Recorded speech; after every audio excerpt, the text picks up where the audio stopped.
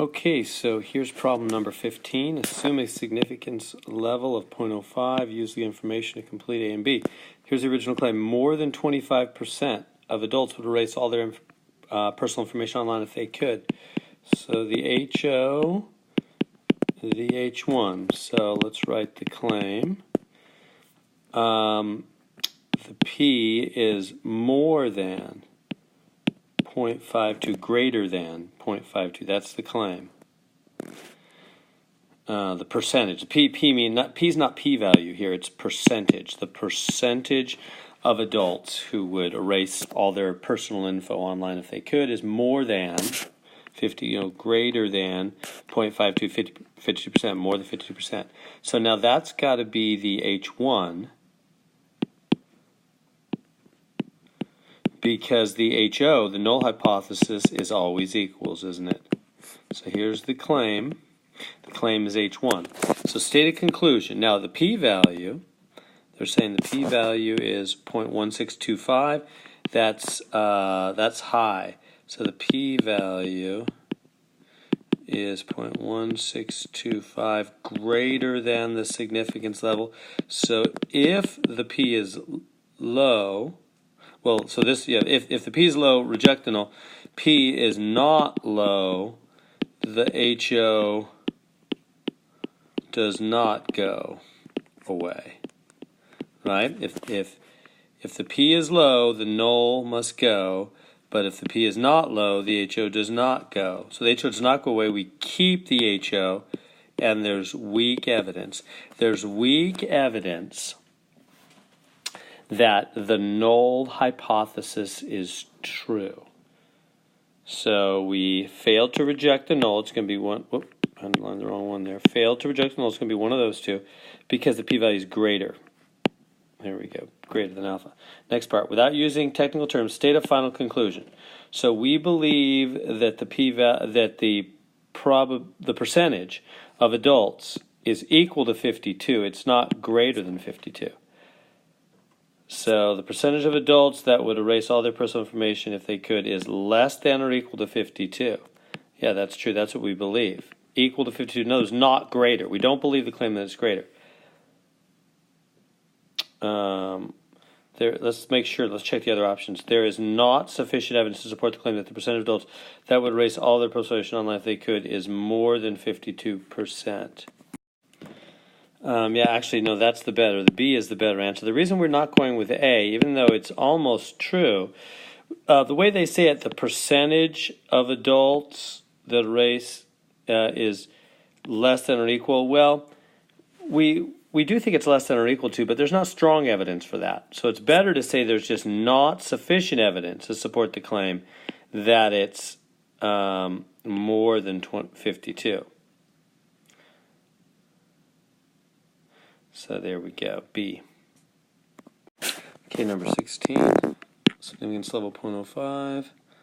Original claim, the mean pulse rate of a certain group is 73. So the claim is that the mean is 73. So we have a null hypothesis, alternative.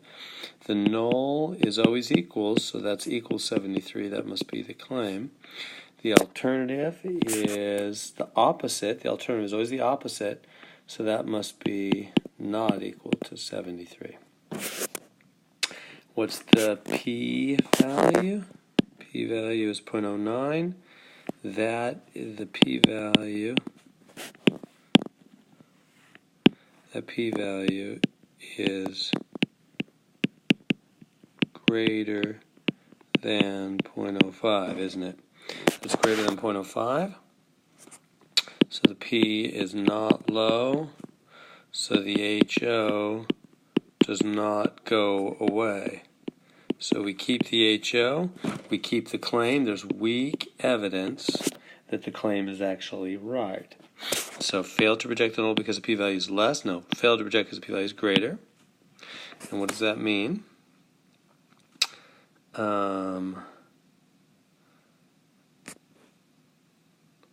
There is sufficient evidence. Is there? No, there's weak evidence.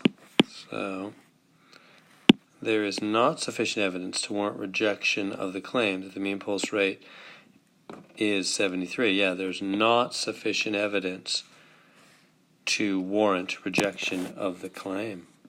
There it is. Okay, so 0.05 to test the claim that most medical malpractice lawsuits are dropped. So the claim is that the percentage, most, means greater than 0.5, where P equals the percent dropped. Most medical malpractice lawsuits are dropped. Greater than 0.5, that means most. More than 0.5, more than half, most. Okay, so the null hypothesis, alternative, the null is always equal, so the alternative is greater than 0.5. That's the claim. All right, so now, how are we going to test this? Well, it looks like 499 out of, well, let's do it this way, 499 of 787 were dropped. So we're going to put that in our calculator, and we're going to do 1 proportion Z, because this is a proportion test. It's a percentage, right? We're talking about, these are all P's everywhere, and we're talking about most, which means more than the percentage more than 0.5. So we're talking about proportion. So it's a one. It's a 1 proportion Z. It's a proportion. So the P0, that always goes from the H0. It's taken from the H0, which is 0.5, and the X and the N's the total. 787, 499 is the X. It's the number that were dropped, and of course we choose the not equals option because that's. Oh no, I'm sorry, not. It's we choose the greater than option because that's the H1. And then we calculate, and I get a Z that is 7.52, and my p-value came out to be, my calculator says for the p-value, it says 2.733, blah, blah, blah. Then it has an E minus 14. You know what that E minus 14 means? It means take the decimal, and that means exponent. The E stands for exponent. It means times 10 to the minus 14. The minus 14 is the exponent. It's the power on a 10, an invisible 10 that's not really showing up there. It's scientific notation. It means take the decimal and move it back 14 places. 1, 2, 3, 4, 5, 6, 7, 8, 9, etc. 14 places back, that's basically going to be 0. It's going to be, like 0.0000000, like 13 zeros, and then 27, so that's 0. What's the conclusion? Well, when the p-value is low, when the p is low, the null must go. So bye-bye to the null. We believe the alternative with strong evidence. There's strong evidence the claim is right and that more than 0.5 of the cases are dropped. Reject the null because p-value is no, not greater. Reject the null because p-value is less than. That is true. And then the other part of that, so reject the null because p-value is less than or equal, and there is sufficient evidence to support the claim that most are dropped. Okay, number 18. Listed below are the lead concentrations in milligrams per gram measured in different traditional medicines. Use a point sensitivity level to test the claim that the mean lead concentrations is less than. So the claim is that the mean is less than 19. So we have the null hypothesis, the alternative. The null is always equal. So the claim is less than, that's the claim. So what test are we going to do on our calculator? First off, put this data into L1. And then the test on our calculator, so we're testing a mean. So we'll go to stat, test, it's going to be a t-test. Right? It's not going to be z-test. Remember, the only time we use z-test is for the proportions because we have no other choice. It says 1 proportion z, but this is not a proportion test, right? It's not a p, it's not a percentage. It's an average, it's a mean, right? The average amount of lead concentration in medicines. So anyway, so my point is, if you're ever getting confused, you're thinking, should I use a t-test or a z-test? Always use the t. We never use a z if we have a choice, meaning if there's a t option, we take the t option always. The only time we do z is when there's no other option. That's for proportions. Proportions only have z tests. So we always choose t-test when we have the option. So, all right, so do a t-test. So choose that in your calculator. Choose data because we have that data. mu0, that always, anything with a sub-zero, remember, comes from the h0. What number is at the h0? 19. And the list, that's L1, because you put this list here in L1. Frequency, just make that 1. What that is, that's how the numbers in the list occur with what kind of frequency? Well, just one time each. That's what that 1 means. Just make that one time for each of the numbers in this list. Only one of each of those. So, okay. And now, and then choose the less than mu0 option because we have less than.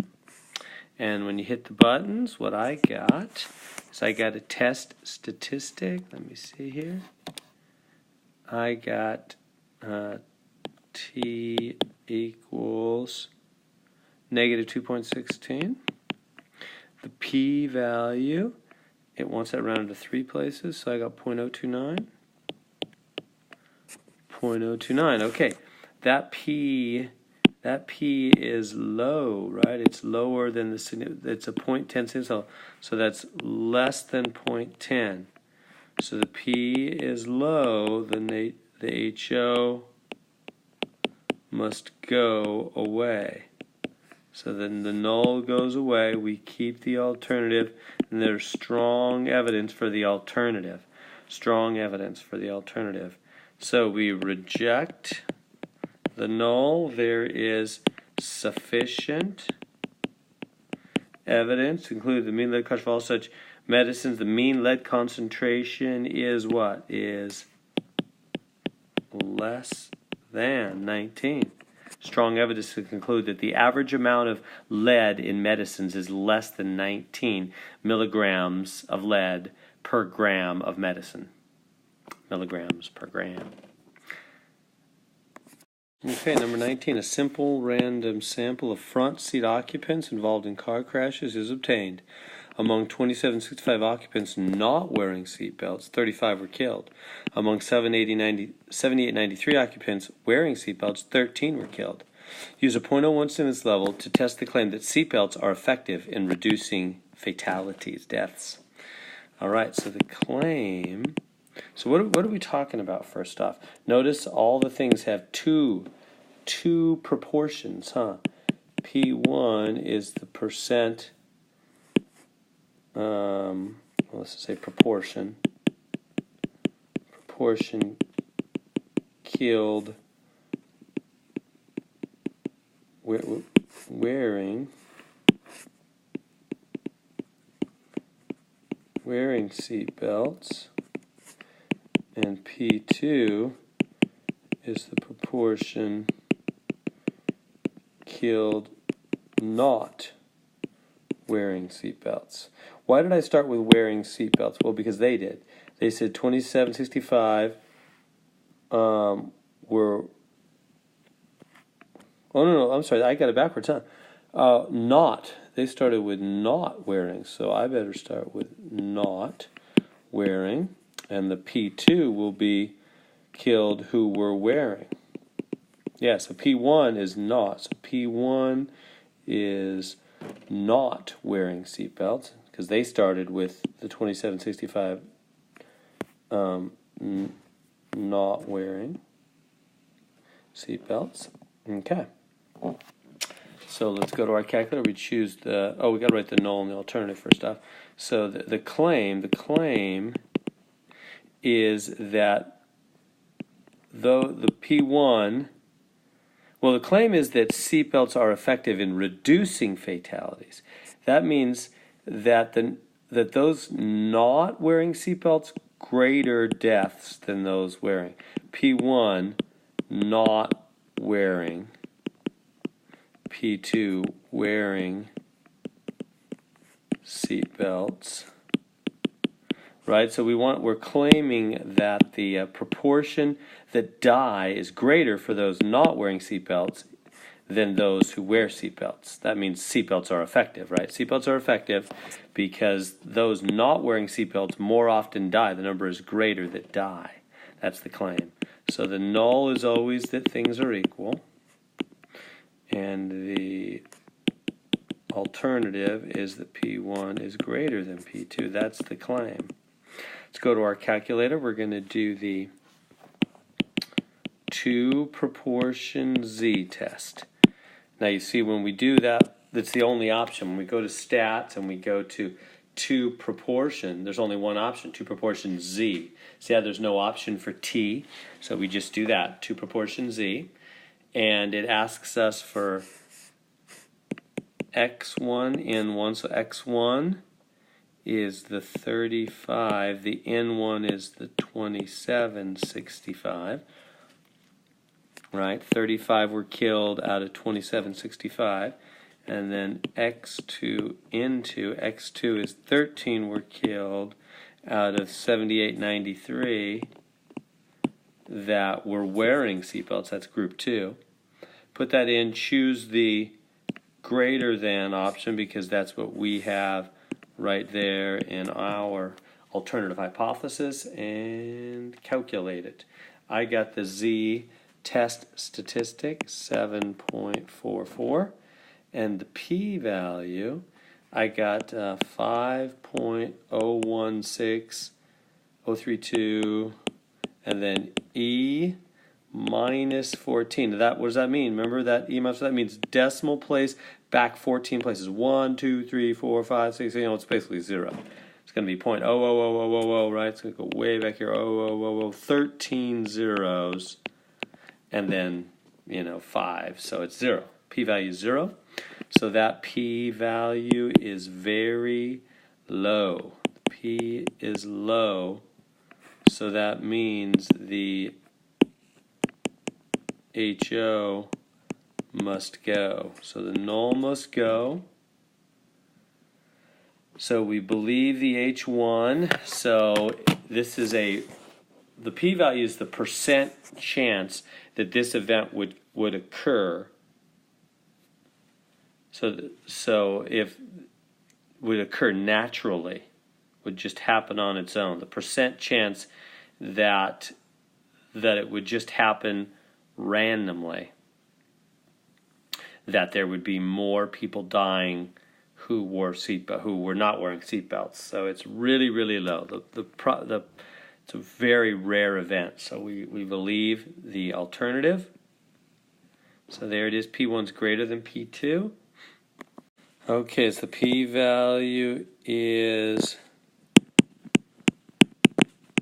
less than the significance level, right? The p-value was basically 0. Significance level was over here 0.01. So p-value is less than significance level of 0.01, right? So reject, right? P is low, the null must go. Reject the null. There is sufficient evidence. There's strong evidence. In other words, the percent chance that this would just happen by luck is super low. That's what the p-value is. The chance that it's just luck. The seatbelts don't make any difference. It's just luck that less people died who were wearing seatbelts. It's just luck. No, there's a 0% chance. So the rare event rule says that is such a rare event that we don't believe that it was just luck. We believe that there's actually a principle going on here that seatbelts make you safer. So test the claim confidence interval. Now they want you to do a confidence interval. What level do you do? Remember the rule for doing confidence intervals. That is, if you have a greater than or less than for your alternative hypothesis, we have greater than for our alternative, that the confidence interval is 1 minus double the significance level.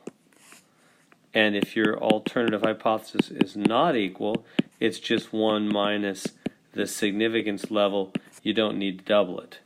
So what do we have? We have this case. So we're going to go 1 minus double significance. What's significance? There it is. Significance level, 0.01. 1 minus double 0.1. 1 minus 0.02.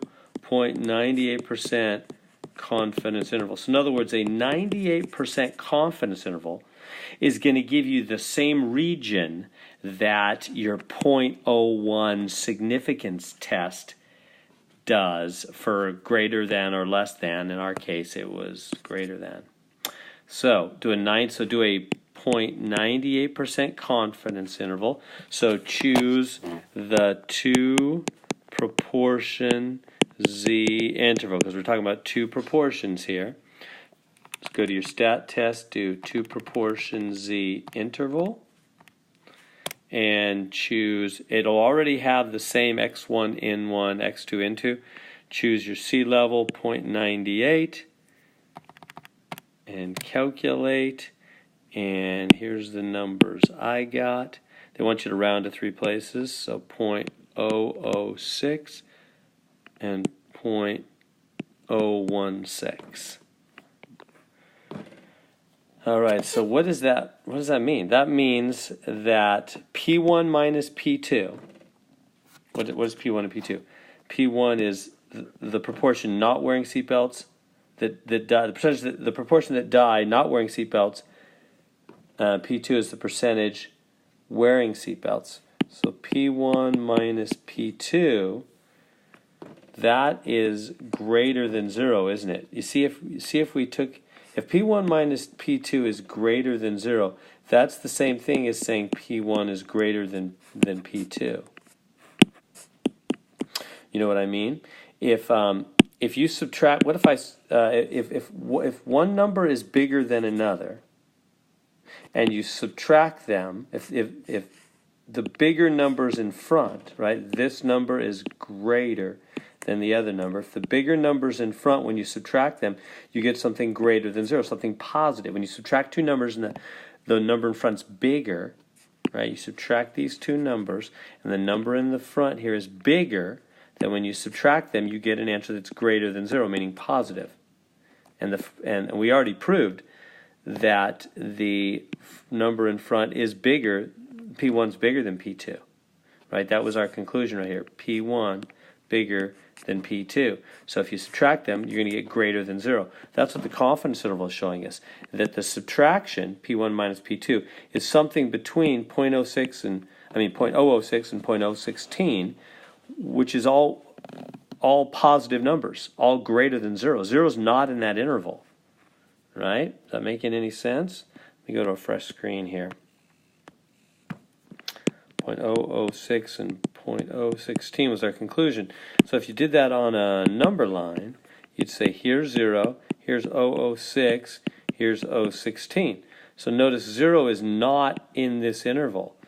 We are 98% confident that if you take P1 minus P2, the number that die with no seatbelt, the proportion that die with no seatbelt, subtract the proportion that die with seatbelt, you're going to get a positive answer, meaning P1's bigger.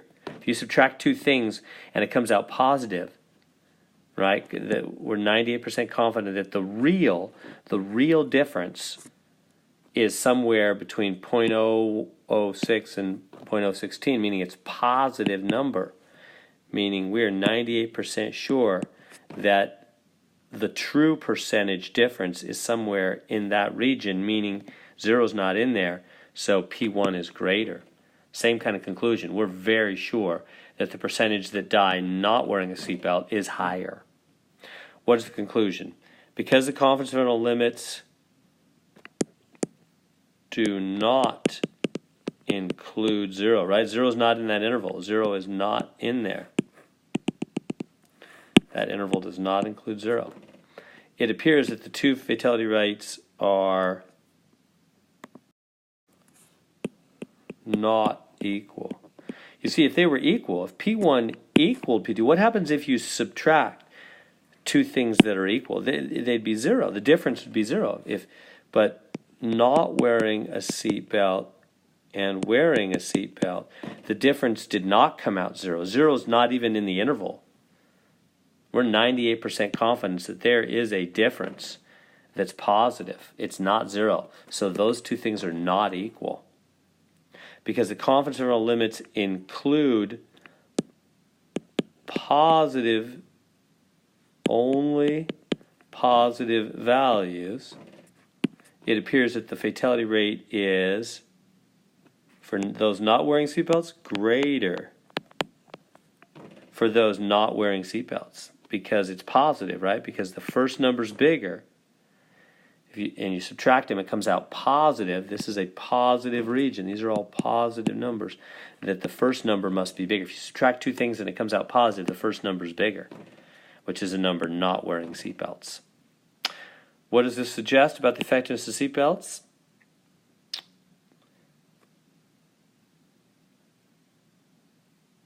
Right there, B. The results suggest that the use of seatbelts is associated with lower fatality rates than not using seatbelts. It helps. Okay, so large samples of women and men are obtained, and the hemoglobin level is measured. And then they're going to give us the confidence interval. There it is. So notice that confidence. So if we put a number line here, let's put a number line. Here we'll make this 0. This is going between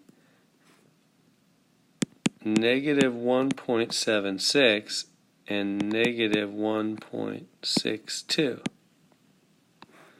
There is the confidence interval.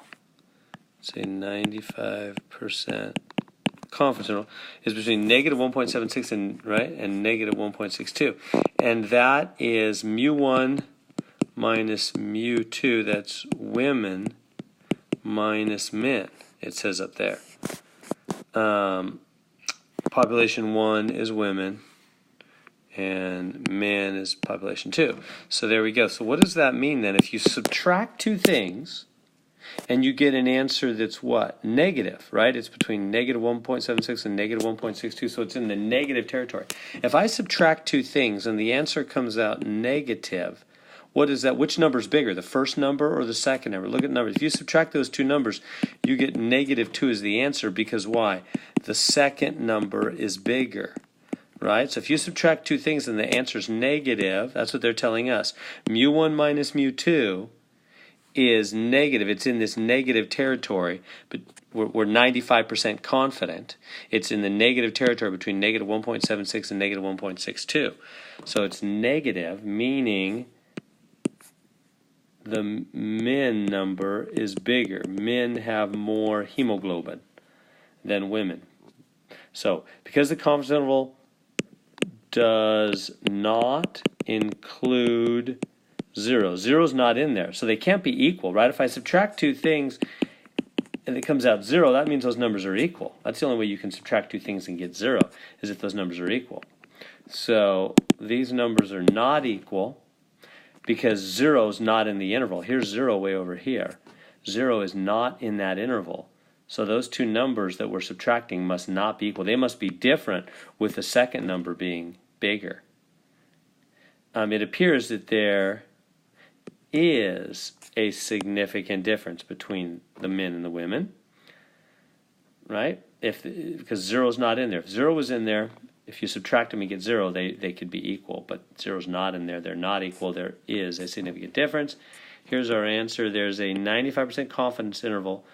Actually, there's 95% confidence. There's 95% confidence that this interval actually contains the value, the true value, the true difference between men and women. We're 95% sure. That's what we're 95% sure of, that the true difference between men and women is, well, women minus men actually, is somewhere between minus 1.76 and minus 1.62 in their hemoglobin levels.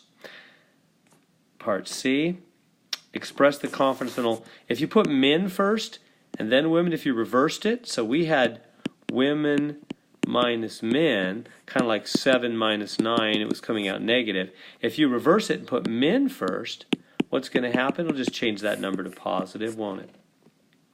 So it'll just change the confidence interval from the negative values to the positive. So it'll go from negative 1.76 to negative 1.62 and make them positive. Go from here to there. It'll just switch it over to positive. So there it is, 1.62 to 1.76. Okay, a popular theory is that presidential candidates have an advantage if they are taller than their main opponent. Listed below are the heights of randomly selected presidents along with their main opponents. So in other words, somebody won for president that was 187 centimeters tall. His main opponent was 167 centimeters tall. Somebody won at height 176, main opponent was 180. 168, main opponent was 180. 178, main opponent. 200, main opponent. 182, main opponent. So it's listing presidents' heights and the height of their main opponent. Use the sample data at the 0.016 level to test the claim that for the population of heights for presidents and their main opponents, the differences have a mean greater than 0. So the claim is that mu1 minus mu2 is greater than 0. That the average for this group minus the average for that group is greater than 0. Now remember what that means. That means this number's bigger, this number's smaller. That's what we're saying. That's how you get a positive answer, right? If you subtract two things and the answer comes out positive, greater than 0, then that means the first number's bigger. That's the only way to subtract two things and have the answer come out positive, is if the first number's bigger and the second number's smaller. Then you subtract them and the answer comes out positive, greater than 0. That's what we're saying. That's the claim. Mean greater than 0. The differences have a mean greater than 0. All right, so the null hypothesis and the alternative. The null is always that they're equal, and the alternative is always that, well, here I should write it mu1 minus mu2. That the difference is equal to 0. That means they're equal, right? If you subtract two things and it comes out equal to 0, that means they're equal. The alternative is this claim here, mu1 minus mu2 is greater than 0. That's the claim. Okay, so we're going to go to our calculator. Now, hear me on this. This is really important. When you go to your calculator, this is paired data. It's paired, let me come down here, paired data, not two separate, independent samples. Do you know what I mean? This group of numbers right here is very definitely related to these numbers down here, right? This is the person that won running against that person. They're matched up. This is matched pair data. Matched pair. You're going to have to do the whole matched paired test, which is different than the two sample. This is not a two sample because these are all matched up. Now that's different. Let's look back. Number, was it 19? Not number 19. Well, I don't have one right here handy. But we just have to remember that these are matched up. This is matched pair data. Matched pair data. Not to sample. Not to independent. Not two independent samples. I'll finish that. Not two independent. Not two separate independent samples. Not. Because I already wrote it there. I don't need to keep writing it 27 times. So it's not two independent samples, right? They didn't, what would be a two independent? If they just said, hey, we just grabbed a group of people at random that won the presidency, and here's their heights, and then we just grabbed a whole bunch of other people that were competitors, and we don't know who they competed. This person didn't necessarily compete against that person. This is just a whole nother group of people that ran for president and lost, and we don't know who they competed with. Then that would just be two independent samples. But no, these are matched up. This is like husbands and wives, or height before treatment, after treatment. These are matched. These guys were literally in a match. They were running for president against each other. So this is matched pair data. So that means when we do this problem, we have to do what? Well, put this, it starts off the same as far as you put L1 for this group and L2 for that group. Right? Put all these numbers in L1 and then the bottom list into L2. But then you got to do something special. Let's go over here and write the null. They call this mu d, the difference. That's just the language. The mu d is equal to 0 and mu d is greater than 0. They just call this the difference, the subtraction.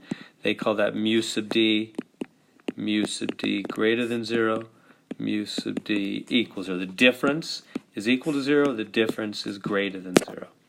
So, all right, so to do the test, though, because these are not two separate independent samples, these are matched pair, then you have to do, after you have L1, so you have to put in L1 and L2, and then you've got to go to the main screen. You've got to go second, quit, that should say quit. So you put in L1 and L2, go second, quit, and then you have to go on the main screen and go L1 minus L2. Remember how to get that on your screen. Store into L3 and hit enter.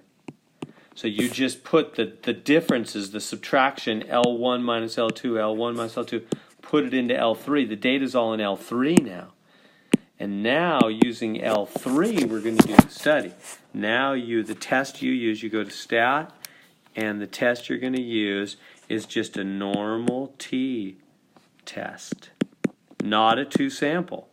Because for matched pairs, we put all the data into L3. We match them, the L1 minus L2, L1 minus L2, L1 minus L2, and we stick it all in L3, matching them up, putting it in L3, and then just do t-test. And choose data on that, and the mu 0 is 0 because that's our null hypothesis number. And the list is L3. Frequency is 1. And we're choosing greater than, because that's the alternative. Hypothesis greater than, and you calculate. And I got a t-value.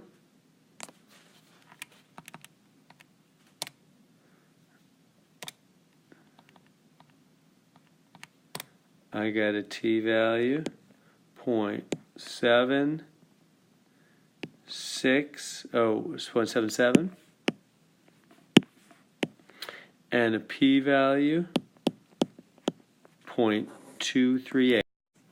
So t is 0.77 and p-value 0.238 when you do t-test, data mu 0, list L3. Okay, now let's answer the questions. Let's bring it on over. So again, 0.77, what was it? 0.238. Okay, so is that a low P? What was the significance level on this one? 0.01. 0.01 significance. No, that's greater than 0.01 significance level. So the P is not low. The HO does not go away. So we're going to keep the HO. We're going to keep the HO. What was the HO? Right here. The mu D equals 0.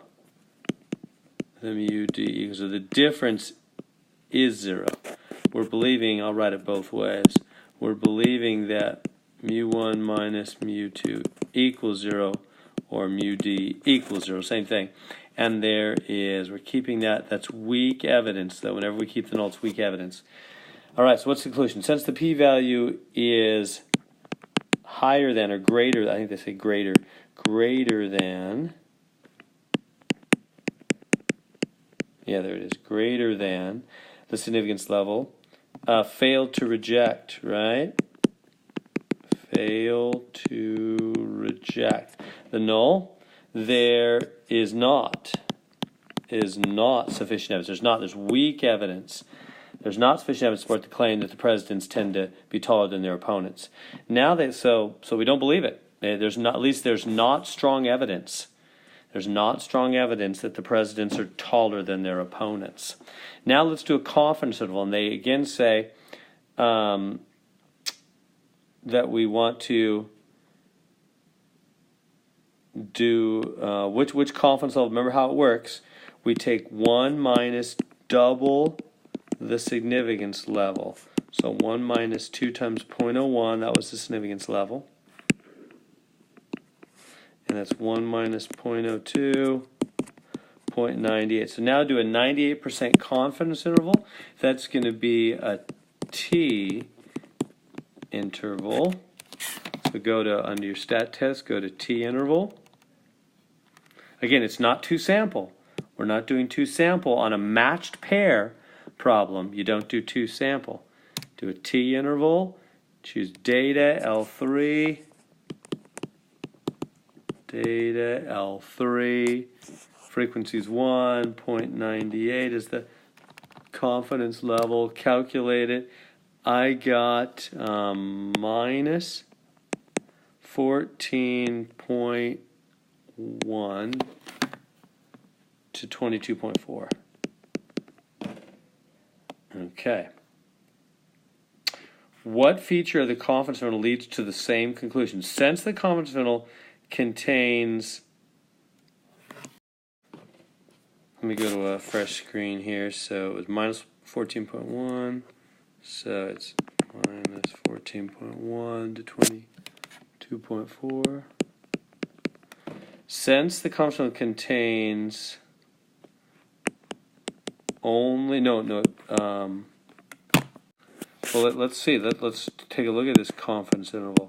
If we would do the number line, here's 0. This would go from negative 14.1, to positive 22.4, wouldn't it? This interval would go from here to there, from negative 14.1 to positive 22.4, and 0 is in that interval. Notice this goes from negative numbers to positive numbers, which means it includes 0. So since the confidence interval contains 0, it does contain 0. Fail to reject. Fail to reject. Now, why does containing 0 mean you fail to reject? Well, we're 98% confident that the real difference, remember mu1 minus mu2? We're 98% confident that the difference is somewhere in this interval, which means it could be 0. So if the difference equals 0, then what does that mean? If you subtract two things and it comes out 0, how's that? That'd be like if you subtract two numbers and it comes out 0, that means those numbers are the same, doesn't it? So that means mu1 might be equal to mu2. It could be, because 0 is a possibility. It's in the interval. So when we say we're 98% confident that the difference might be 0, so that means they might not be different at all. They might be equal numbers, which is what the null said. Remember, the null said their difference is 0. Back here where we first had it, the null said the difference is 0. The alternative said the difference is not 0, it's greater than 0. So we keep the null. The difference could be 0. So failed to reject the null. There we go. Okay, so on number 22, so listed below are the numbers of internet users, blah, blah, blah, and scientific award winners. So internet users, scientific award winners. Construct a scatter plot. So put this in L1, put this data in L2, and then hit zoom, which is right near the middle top of the keyboard, and then 9. Zoom 9, and it will show you this scatter plot. Now you got to have you might have to make sure your stat plot is on. So you might want to hit, if that doesn't work, first try hitting second stat plot, which is the upper left-hand corner, and hit enter to go into plot 1, and then turn it on and hit enter. So you got to turn plot 1 on, and then after you're done with that, go second, quit. This is only if it's not working, and then do your zoom 9, and it should work. So you'll get that one, and then next question, you get that scatter plot. Next, it asks for the linear correlation coefficient. So to do that, now we choose the test, which is linear regression t-test, and we choose L1, L2 for the list. The frequency is 1. That just means each of those numbers only counts once. And choose not equal to 0. We always choose not equal to 0. Whenever we're doing a linear regression test, the null hypothesis is always that the row does not equal 0 is the null, and the alternative, which basically you could say it's R. It's the same thing as R. R, the regression coefficient, the linear regression coefficient R, linear correlation coefficient R is not equal to 0 or is equal to 0. That's always on linear regression test. The null is always that the linear correlation coefficient is not equal to 0, and the alternative is that it is, or no, I'm sorry, I'm getting those backwards, aren't I? The null is always equals anything,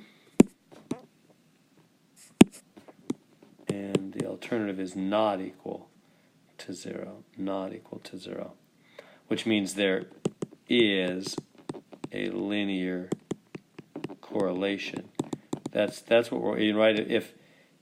If that's true. Now I don't know if that's true yet. Let me stop circling that. I don't know if that's true yet, but I just want to let you know what these mean. This would mean there's not a linear correlation, because remember the R is the correlation coefficient.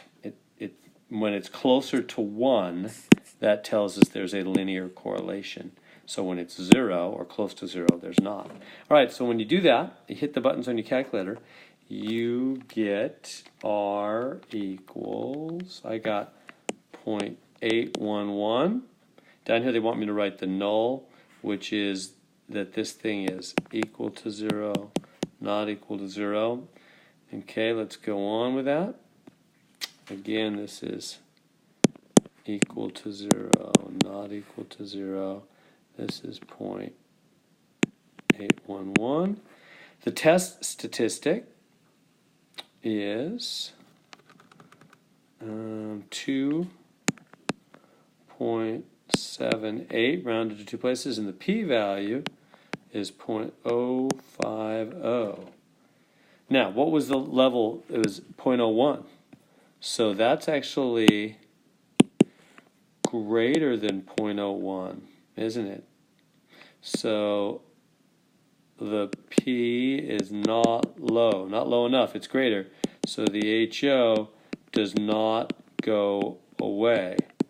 We keep the HO. So we keep the null. What did the null say? The R equals 0, right? The null said the R equals 0. We keep that. So there's not a linear correlation. So it's weak evidence always. There's weak evidence that there's not a linear correlation because the p-value of linear correlation coefficient is greater than the sixth level. There is not sufficient evidence to support the claim that there is a linear correlation. There's not evidence of a linear correlation, at least not strong evidence. There we go. Okay, number 23.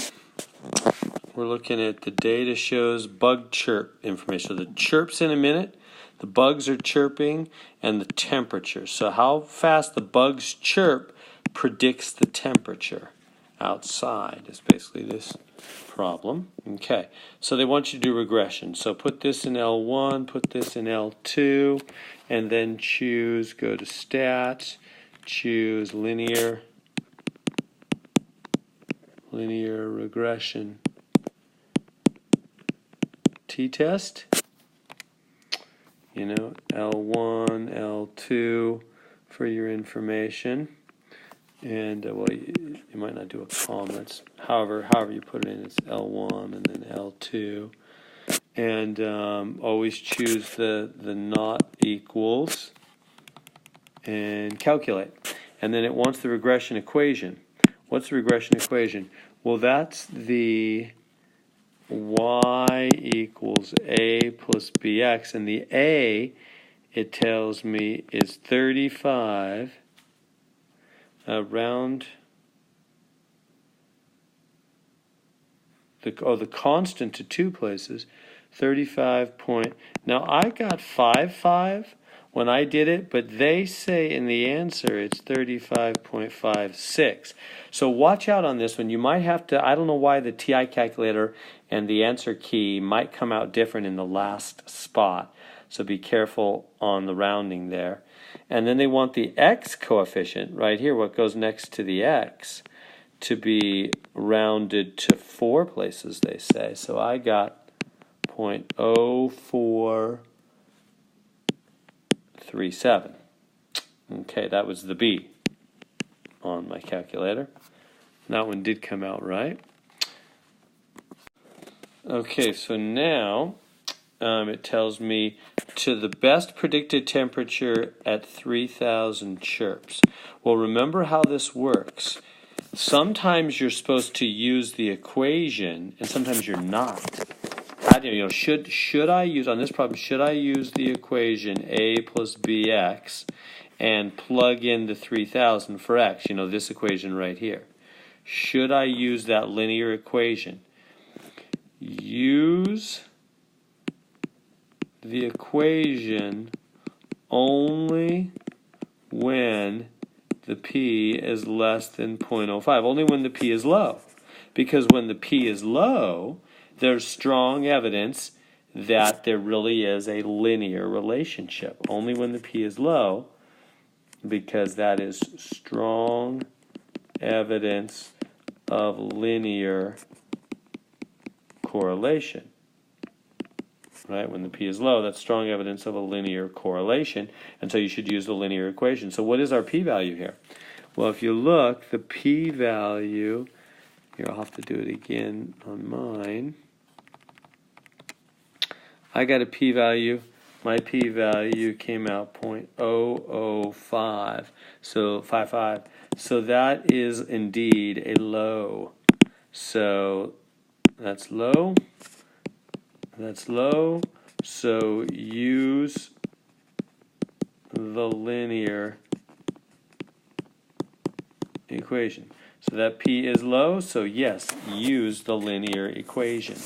Okay, so I'm going to use the linear equation. Now, when you use it, you have to use all the accuracy your calculator gave. So here's what my calculator gave. 35.5549, let's go that far, plus 0.0436762845x. So then plug in right there the 3,000 for x right there. So right there, 3,000 plugged into that spot. Hit the buttons on your calculator, and I got, what did I get? 166.6. So that's the temperature that is predicted. The bugs are chirping 3,000 chirps a minute outside. You can know the temperature outside is 166.6 degrees. That means you shouldn't go outside. If you hear the bugs chirping 3,000 chirps per minute, that's very fast. I don't know how you would hear that. The temperature outside must be 166.6. So that's kind of crazy. What's wrong with this? So that this answer is 166.6. What's wrong with that? Why is it coming out so crazy high? Well, it's because 3,000 chirps, that's outside of our range of our table. We didn't have any chirps that were near 3,000. We didn't even have any over, what was the highest we had? Like 1165, not even, or 1210, not even 1,500, let alone 3,000. That's crazy. So you can't use data. We're trying to use this data to predict the temperature when the bugs are chirping 3,000 times a minute. You can't use data to make a prediction for a number way outside your data range. We didn't go up to anywhere near 3,000 chirps a minute, so we can't use this table, this data, this linear regression line to predict the temperature at 3,000. So it is unrealistically high. The value 3,000 is far outside the range of observed values. There we go. Oh, by the way, I forgot to say, what do you do, remind you, what do you do if the P is not low? You do not use y equals a plus bx, comma, instead. So what do you do in that case? That should say instead. Here, let me get a fresh one. So if the P is not low, it was low on this one, but some you might get on the final exam. If the P is not low, do not use y equals a plus bx because there's not strong evidence of a linear relationship. Instead, do what? Just find the x bar, the mean of L2, right? Because they're asking for the temperature. If they're saying, hey, if there's 3,000 chirps a minute, what do you think, what does that predict the temperature is outside? Well, if we had a P that was not low, then we don't have a linear connection. We don't have a relationship between these chirp numbers and the temperature. We would say there's just no evidence that the chirps can predict the temperature at all. It'd be like me saying that how fast I'm talking produces tells us the temperature outside. That's ridiculous. How fast I talk, faster or slower, has nothing to do with the temperature outside. So if the P is not low, then there's not evidence of a connection, of a linear correlation. So chirps cannot be used to predict the temperature outside, if that was the case. This one did have a low P, right? We had a P value that was low, so we did use the equation and it worked. But I'm saying to you on the final, you might get one where the P comes out not low, right? P greater than 0.05. If that happens, don't use the equation because there's no strong evidence of a linear correlation. Instead, how are you going to predict the temperature in that case if you can't use the chirps, if the chirps have nothing to do with predicting the temperature? Just find the average amount of chirps. I'm sorry, the average temperature, the average L2. This is L2, right? This data set here is L2. So just find the average of L2. If you're trying to predict the temperature outside, it has nothing to do with chirps. If the P is not low, it has nothing to do with chirps. And so the only way to predict the temperature outside is just take the average of the L2 values. Just take the average temperature from the data you had and just let the average be the best you can do to predict the temperature outside. How do you do that? You just hit stat, calc, go over to calc, and on the 1 var, and put in L2, and hit enter. On the frequency is 1. So choose L2. So it will just, and then just take the X bar is your answer in that case. So that's how we do that. Okay, question 24. Randomly selected birth records were obtained, and here's the information. So these are babies' births. 47 babies were born on Sunday, 64 on Monday, 60 on Tuesday, 59 Wednesday, 58 Thursday, 62 Friday, 41 Saturday. All right, so that's how many babies were born on the different days of the week. So now, what do they want me to test? Use a probability level to test the reasonable claim that births occur with equal frequency on the different days of the week. So the claim is births occur equally on the 7 days. So on the 7 days, the births occur equally. Now, what kind of test is this? This is a goodness of fit.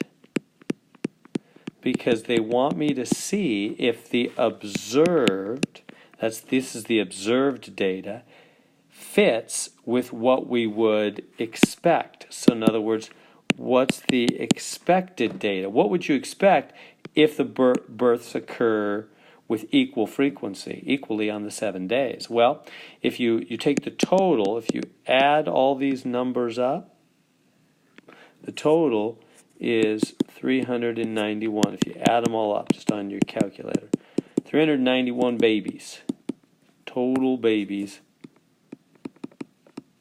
in this study. Total of 391 babies. So if they occurred equally over the 7 days of the week, how we should have each day? We would expect, if they were going to be born even Steven, we would expect each day whatever 391 divided by 7 is. On your calculator, do that. It comes out 55.857, and it goes on after that, but that's enough accuracy. We'd expect 55.857 babies to be born each day if they were going to be spread out evenly. So those are our expected numbers. 55.857, 55.857, 55.857, 55.857,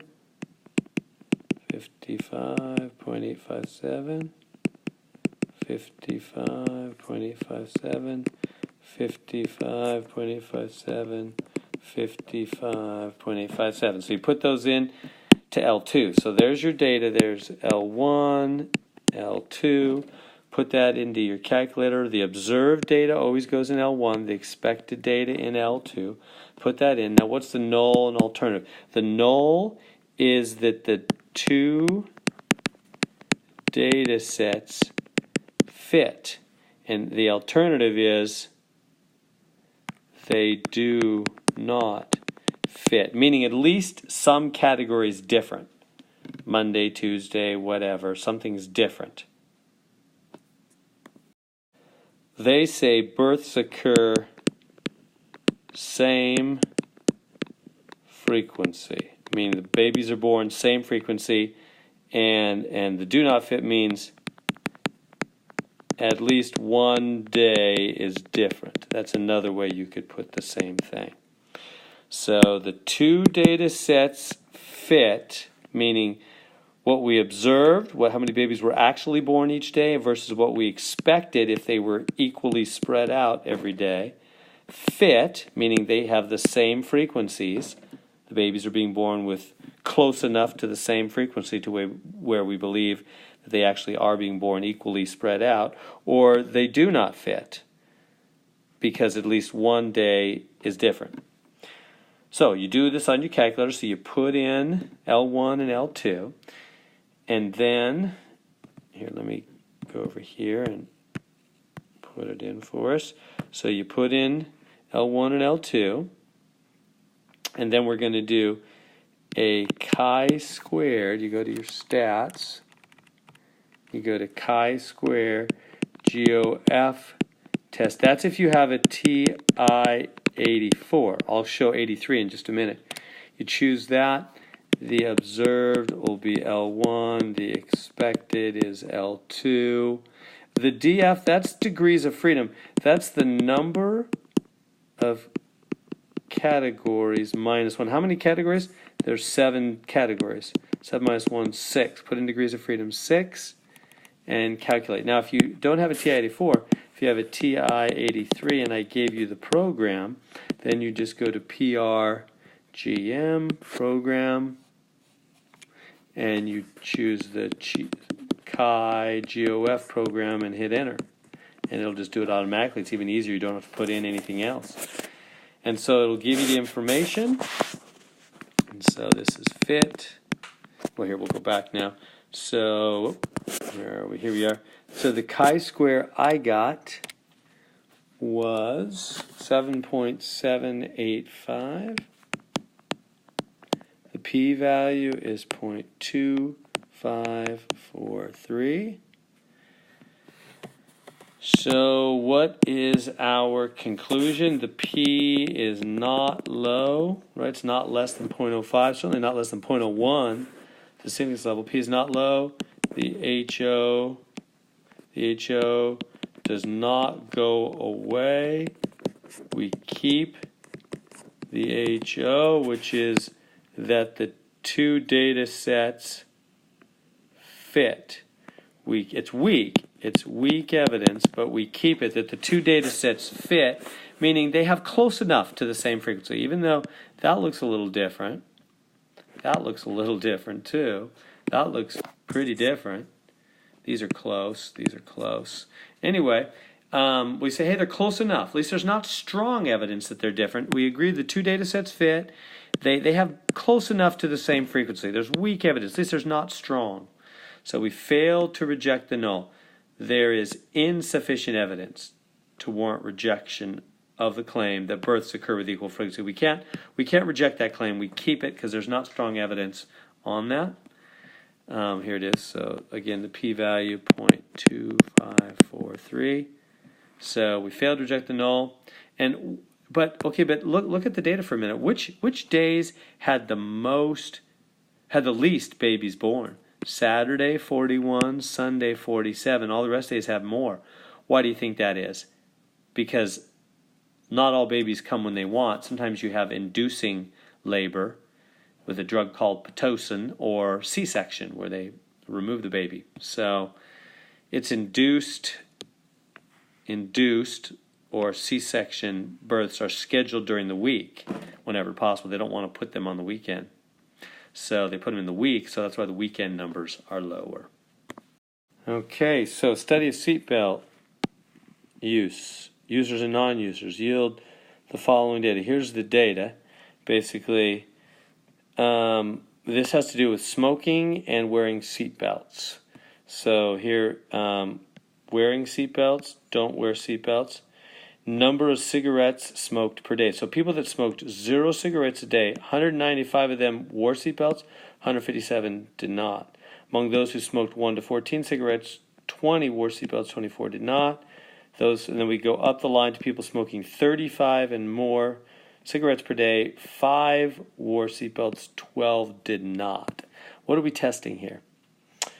we're testing, use the 0.05 level to test the claim that the amount of smoking is independent of seatbelt use. So we're wondering, you know, a plausible theory is that people who smoke are less concerned about their health and safety and are therefore less inclined to wear seatbelts. Is this theory supported by the sample data? Okay, so notice the key word that needs to help you on the final exam so you can remember this with everything else in the world is what they said the claim is. What's the claim? Smoking, well, amount of smoking independent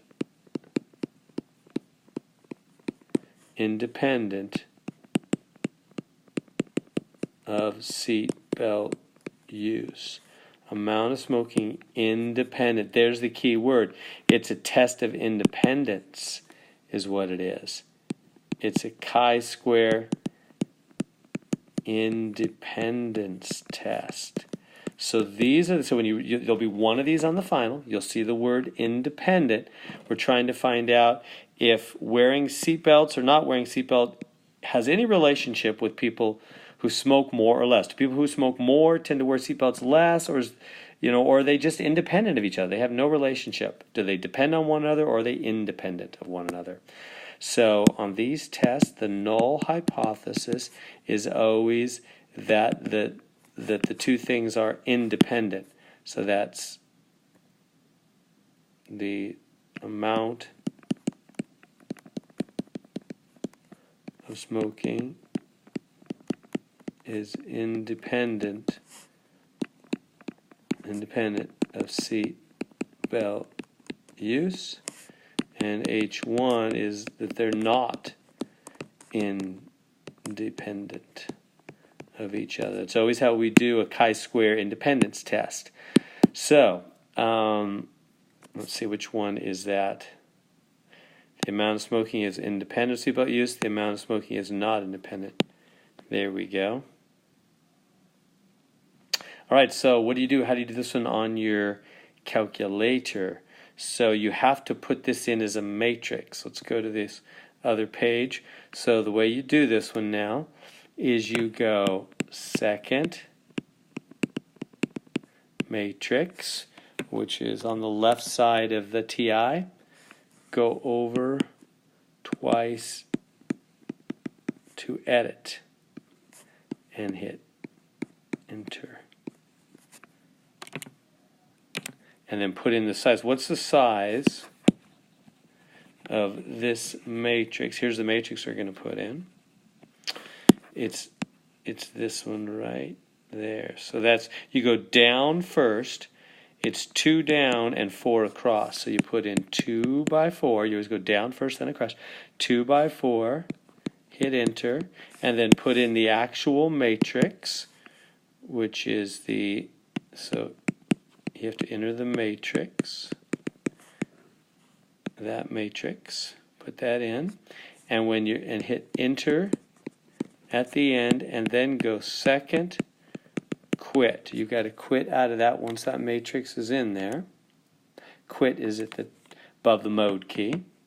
So then you've got to go stat and go over to tests and choose the chi-square test. Not the goodness of phet test, just the chi-square test. And do that one.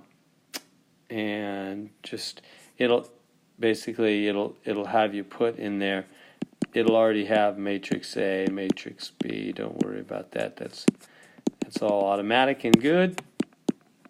And then just calculate it. And I got a chi-square value that is 5.611 and a p-value that's 0.132.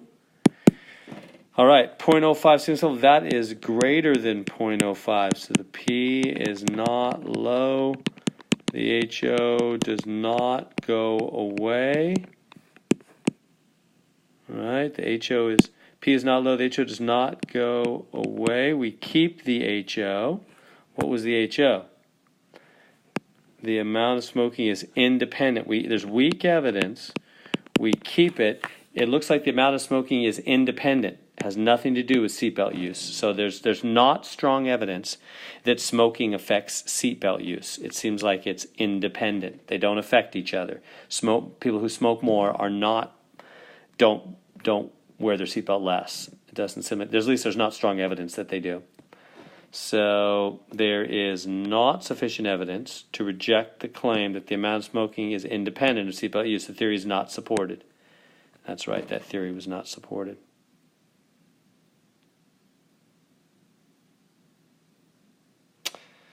There we go. Okay, last problem, number 26. The data found below, what below? Down there, this data. Gas emissions, 3 types of vehicles, tons per year, CO2 equivalents. Use 0.025 students level to test the claim that the different types of vehicles have the same mean amount of greenhouse gas emissions. So we're testing they're all the same. So the null is that mu1 equals mu2 equals mu3. That's the claim. And the alternative, well, it's right here. The null is that they're all equal, right? That's the claim. Test the claim that the different types have the same mean. They're all equal. And the alternative would be at least one of them is different from the others. They're not all equal. Somebody's different. Okay, so what kind of a test is this? How do you keep all this stuff straight? Well, whenever you have three data sets, we can't do a 2-sample test, right? It's 3 samples. We've never had 3 samples before. What do you do when you have 3 samples? More than 2? You do ANOVA. That's the last thing we covered in the course, ANOVA. That's for testing if 3 samples are all equal or at least one of them is not the same. When you have 3 samples instead of 2, that's how you're going to recognize it on the final. We've only been able to do up to 2 samples before this. This is for testing 3 samples. How do you do it? Put this in L1. Put this list in L2, put this list in L3. It's pretty simple. Then go to ANOVA on your calculator, do L1, comma L2, comma L3. And hit the button, and it'll give you the results of the test. And it told me that my F value was 75.40, and it told me my P value.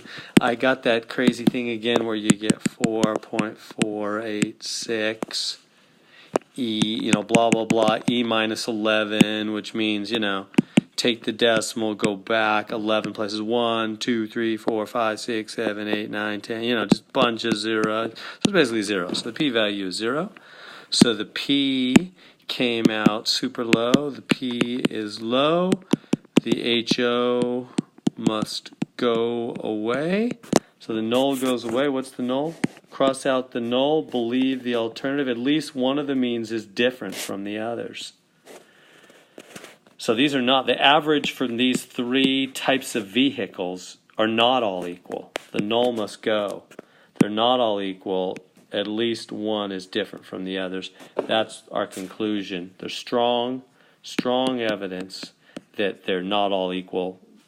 The vehicles have different outputs. So what's the conclusion? Reject the null. The null must go. Conclude that the type of vehicle does appear to affect the amount of greenhouse gas emissions. There we go.